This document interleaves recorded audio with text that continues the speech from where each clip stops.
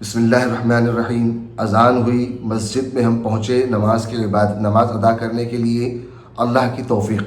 اب مسجد میں پہنچے تو اب چند شکلیں ہیں۔ ایک تو یہ ہے کہ ہم اذان سے متصل مسجد میں پہنچ گئے اور ہمارے پاس میں اتنا وقت ہے کہ ہم تحیۃ المسجد اور سنت اگر مؤکدہ ہے تو اس کو ادا کر سکیں، اتنا وقت ہوتا ہے۔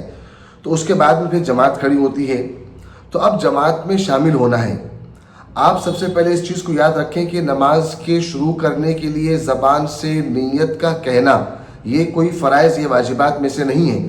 ہم جب مسجد کے لیے اپنی جگہ سے نماز کے لیے نکلے تو یہ ہمارا عمل ہی نماز کے لیے نیت ہو گیا۔ اب آپ اس سے اندازہ لگائیں کہ آپ ظہر کی نماز پڑھنے کے لیے گئے ہیں اور آپ کی زبان سے نیت کرتے وقت ظہر کی بجائے یہ نکل گیا جملہ کہ نیت کرتا ہوں میں 4 رکعت نماز فرض ظہر کی، بلکہ اس کی جگہ پہ آپ کی زبان سے نکل گیا عصر کی، تب بھی آپ کی نماز ظہر کی ادا ہوگی۔ تو اس سے معلوم یہ ہوا کہ نماز کے ادا کرنے کے لیے زبان سے نیت کا دہرانا ضروری نہیں ہے، بلکہ آپ کا عمل جو ہے، جو نماز کے لیے آپ نکلے ہیں، آپ کا عمل ہی کافی ہے۔ چونکہ ظاہر سی بات ہے کہ آپ ظہر کے وقت نکلے ہیں تو آپ کا ارادہ ہی ظہر کا ہے، عصر کے وقت نکلتے ہیں تو آپ کا ارادہ ہی عصر کا ہے۔ تو نماز کے لیے زبان سے نیت کا کہنا یہ کوئی ضروری نہیں ہے، آپ کا ارادہ ہی آپ کی نیت ہے۔ تو اب آپ جماعت کھڑی ہو رہی ہے، مؤذن نے اقامت کہہ دی، امام صاحب نے اللہ اکبر کہہ دیا۔ اب ہم کیا کرتے ہیں، یہ ہاتھ اٹھا کر نہ جانے کیا کیا پڑھتے رہتے ہیں، خدا جانے۔ امام صاحب جو ہے نماز شروع کر دیتے ہیں۔ بعض دفعہ ایسا بھی ہوتا ہے جیسے جہری نماز ہے، مغرب کی، عشاء کی، فجر کی، تو امام صاحب سورہ فاتحہ بھی پڑھ لیتے ہیں، مگر ہم پتہ نہیں اللہ سے کیا کیا کہتے رہتے ہیں، وہ پتہ ہی نہیں چلتا ہے اور نماز کا وقت نکلتا چلا جاتا ہے۔ تو یاد رکھیں کہ ایک ایک لمحہ جب امام سے دور ہوتے چلے جا رہے ہیں، یہ ہم نماز کی فضیلت اور عظمت سے اور ثواب سے دور ہوتے چلے جا رہے ہیں۔ تو یہ آپ جب امام صاحب اللہ اکبر کہیں تو فوری طور پر اللہ اکبر کر کے امام کی متابعت کرنا ہے، زبان سے کہنا کوئی ضروری نہیں ہے۔